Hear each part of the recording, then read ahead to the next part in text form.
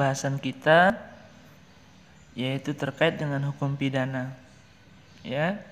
Selanjutnya adalah terkait tentang bagaimana definisi hudud dan jinayat. Tindak pidana hudud, ya, adalah kejahatan yang paling serius dalam hukum pidana Islam karena terkait erat dengan kepentingan publik. Namun tidak berarti tidak mempengaruhi kepentingan pribadi sama sekali. Kejahatan hudud ini berkaitan dengan hak Allah Subhanahu wa taala. Ya. Sahabat sekalian, kalau kita lihat secara bahasa, al-haddu atau hudud ini bermakna larangan. Karena larangan ini sifatnya jama', maka dikatakanlah al-hudud atau hudud. Sedangkan kita tahu bahwa ini adalah hak Allah, hudud ini. Maka kita sering istilahnya kita dengar dengan hududullah, larangan-larangan Allah Subhanahu wa taala.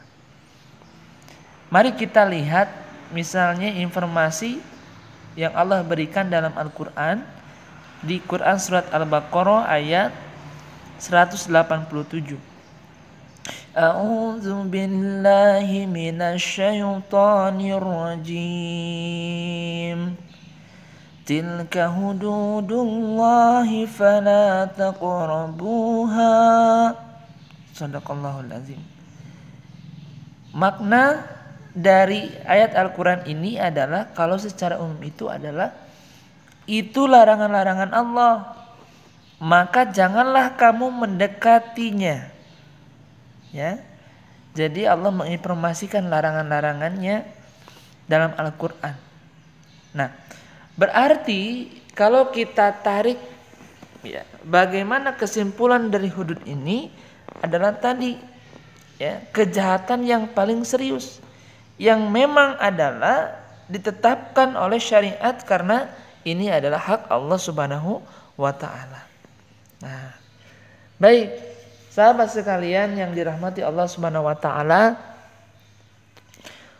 hukuman hudud disyariatkan dalam rangka membersihkan dosa hamba-hamba Allah Subhanahu wa taala.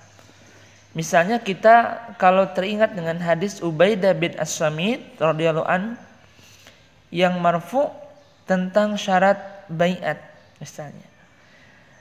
Bunyi hadisnya adalah bismillahirrahmanirrahim, wa man asaba min zalika syai'an fa'uqiba bihi fahwa kaffaratuhu. Barang siapa melakukan sebagian darinya dosa lalu dia dihukum karenanya, maka ia adalah pelebur dosa baginya. Ini muttafaq alaih, diriwayatkan oleh Al-Bukhari nomor 6784 dan Muslim nomor 1709. Kemudian kalau kita teringat dengan hadisnya Huzaimah bin Sabit yang marfu, ya, man asaba haddan uqima alaihi zalikal haddu fahuwa kafaratu dzambih. Barang siapa melakukan dosa yang mengakibatkan had, ya, hudud, lalu hukuman hudud itu ditegakkan padanya, maka ia adalah kafarat atau pelebur dosa baginya. Ya, hadis riwayat Ahmad, ya, dalam Al-Musnad. Kemudian Az-Zurqutni dalam Sunannya nomor 397. Kemudian Al-Hafiz Ibnu Hajar berkata sanadnya hasan, ya, dalam kitab Fathul Bari, ya. Kemudian disahihkan oleh Syekh Al-Albani dalam Sahih Al-Jami' nomor 6039. Jadi kewajiban menegakkan hukum hudud atau had di antara manusia dan larangan syafaat di dalamnya. Wajib menegakkan hukum had di antara manusia dalam rangka mencegah kemaksiatan dan menghalangi para penjahat untuk beraksi, ya, untuk melakukan kezaliman-kezaliman berikutnya. Karena Rasulullah SAW bersabda dalam mendorong penegakan hukum had ini, iqamatu haddin min hududillah khairum min matar arba'ina lailatan fi biladillahi. Kemudian apa? Ya, dalam terjemahan umumnya atau artinya, menegakkan satu hukuman had yang ditetapkan oleh Allah adalah lebih baik daripada hujan 40 malam di negeri Allah Azza wa Jalla. Ya, hadis ini diriwayatkan oleh Ibnu Majah nomor 2537. Haram memberikan syafaat untuk urusan hukum had dalam rangka menggugurkannya dan tidak menegakkannya manakala ia sudah sampai di tangan hakim dan terbukti baginya. Sebagaimana pemimpin haram menerima upaya syafaat dalam urusan ini, karena Nabi bersabda, man halat syafa'atuhu duna haddin min hududillah faqad daddallaha fi amrih. Ya, barang siapa usaha syafaatnya menghalangi penegakan suatu hukum, ya, hukuman had dalam maksudnya adalah di antara had-had Allah, maka dia telah menentang Allah di dalam perintahnya. Itu hadis Abu Daud nomor 3597. Dan berdasarkan tindakan Nabi Shallallahu Alaihi Wasallam yang menolak usaha syafaat Usamah bin Zaid misalnya terkait wanita Bani Mahzum yang mencuri, beliau marah karena itu sampai beliau bersabda, waimullah lau anna Fatimah binta Muhammad sarakat laqata'a Muhammadun yadaha. Demi Allah, seandainya Fatimah binti Muhammad mencuri, pasti Muhammad akan memotong tangannya. Ya, hadis muttafaq alaih diriwayatkan oleh Al-Bukhari 6788 dan Muslim nomor 1688. Boleh memaafkan, tetapi sebelum urusannya sampai ke tangan pemimpin. Itu dari makna informasi dari hadis itu. Jadi kalau misalnya bisa kekeluargaan ya silakan. Kalau misalnya tidak, udah sampai kepada pemimpin, maka hudud itu harus ditegakkan. Fahalla qabla an ta'tiyani bih. Mengapa tidak kau lakukan sebelum engkau membawa perkaranya kepadaku? Ini dia kan hadis Abu Daud ya, nomor 4394. Ya. Kemudian disahihkan oleh Al-Albani dalam Irwa Al-Ghalil nomor 2317.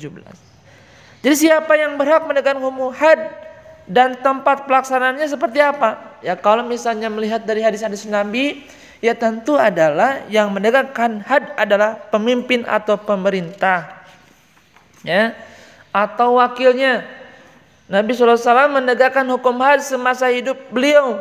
Demikian juga para khulafa, ya, para sahabat yang mengganti beliau setelah itu.